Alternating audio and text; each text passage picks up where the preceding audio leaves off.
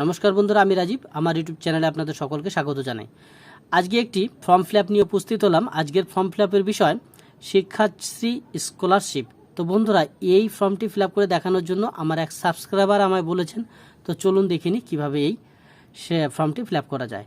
তো এই Shikshashree scholarship class 5 থেকে 8 পর্যন্ত ছাত্রছাত্রীরা পেয়ে থাকে, তবে এসসি এবং এসটি ক্যাটাগরির স্টুডেন্টরা এই স্কলারশিপটি পেয়ে থাকে।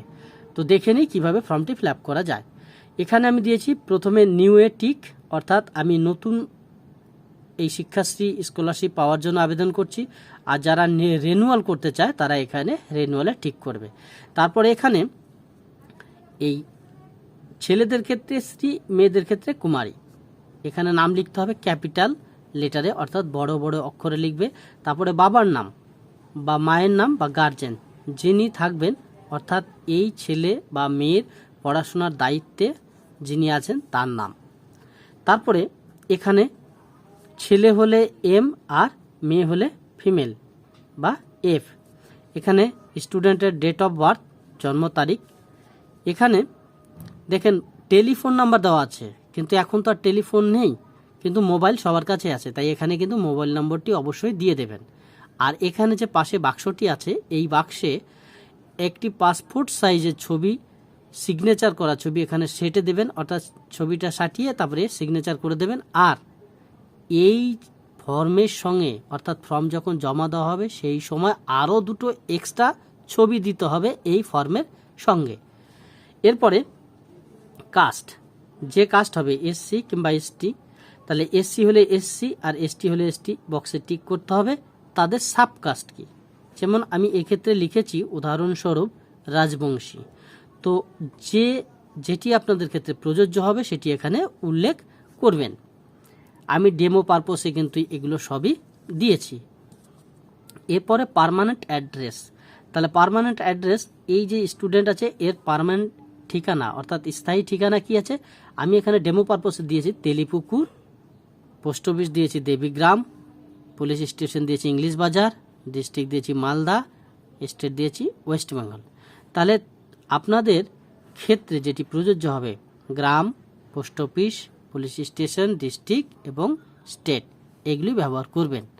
এরপরে এখানে একটু ধ্যান দেবে বা লক্ষ্য করবে, সেটি হচ্ছে এরকম, এখানে যে স্টুডেন্টের কথাটা আমি উল্লেখ করলাম আর এখানে যে বাবার নাম উল্লেখ করলাম, এখানে কিন্তু আমি একটু ভিন্ন দিয়েছি। কেন? এই ফর্মটি দেখে দুই ধরনের মানুষ ফর্মটি ফিল আপ করতে পারবে।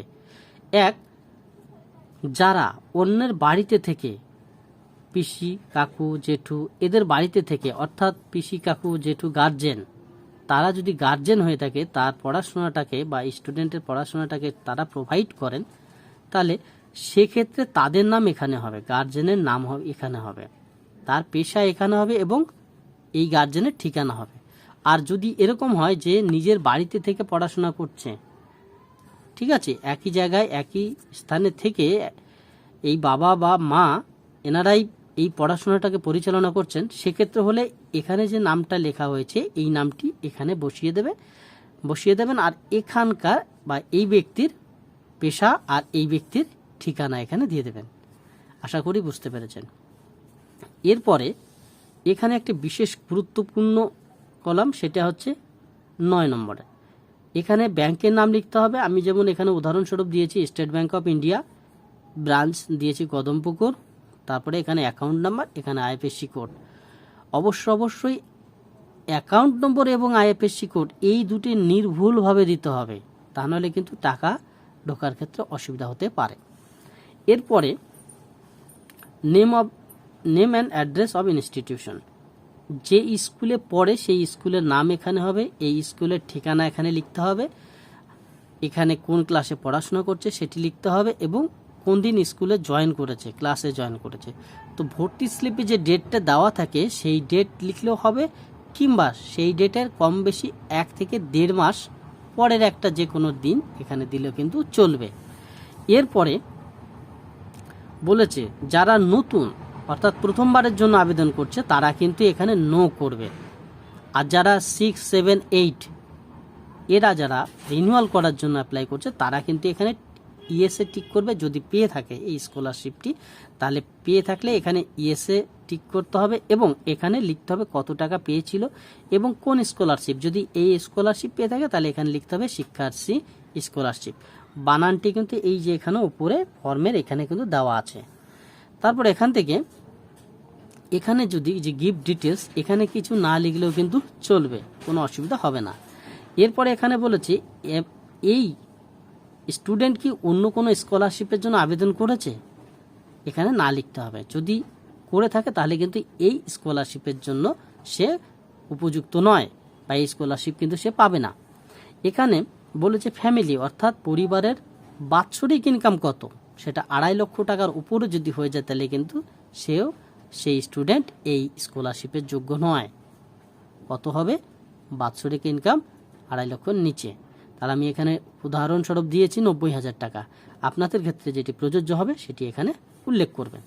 এখানে বলা আছে, এখানে যে একটা ডিক্লারেশন দেওয়া আছে সেই ডিক্লারেশনে বলা হয়েছে যে উপরে যে সমস্ত তথ্য আমি দিলাম তা সম্পূর্ণরূপে সত্য এবং নির্ভুল, আর যদি এগুলি অসত্য বা মিথ্যা প্রমাণিত হয় তাহলে আমার এই ফর্মটি বাতিল করা হবে, এরকম একটা ডিক্লারেশন দেওয়া আছে। এখানে ডেট লেখা আছে, যেদিন এই ফর্মটি জমা করা হবে সেদিনকার ডেট এখানে লিখতে হবে। আর এখানে গ্রামের নাম অর্থাৎ স্টুডেন্ট যে গ্রামে থেকে পড়াশোনা করছে সেইখানকার নাম লিখলে এখানে চলবে, অসুবিধা হবে না।